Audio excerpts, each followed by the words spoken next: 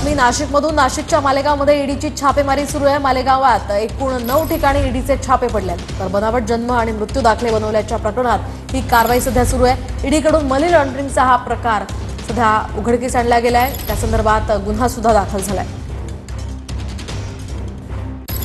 देशी रोहिंग्या प्रकरण किरीट सोमय्या यांनी किरीट सोमय्या व महाराष्ट्र पोलीस यांनी जवळपास 16 पेक्षा जास्त गुन्हे मालेगाव शहरामध्ये व इतर ठिकाणी दाखल केले। त्या पार्श्वभूमीवर मालेगाव शहरामध्ये बांगलादेशी रोहिंग्या प्रकरणामध्ये बनावट जन्म दाखल्या प्रकरणामध्ये चौकशी एसआयडी मार्फत सुरू आहे। त्या पार्श्वभूमीवर मालेगाव शहरामध्ये सकाळपासून 9 ठिकाणी ईडीचे कारवाई सुरू आहेत। मोठ्या बंदोबस्तात या ठिकाणी पोलिसांच्या समवेत स्थानिक पोलिसांसोबत घेऊन ईडीच्या मार्फत अधिकाऱ्यांनी या ठिकाणी कारवाईला सुरू केली आहे। मालेगाव महानगरपालिकेचे जन्म मृत्यू विभागामध्ये असलेल्या एका कर्मचाऱ्याच्या घरी आता या ठिकाणी कारवाई सुरू आहे आणि मालेगाव शहरामध्ये जवळपास 9 ठिकाणी कारवाई सुरू झाली असं ईडीची कारवाई सुरू असल्याची माहिती कळते।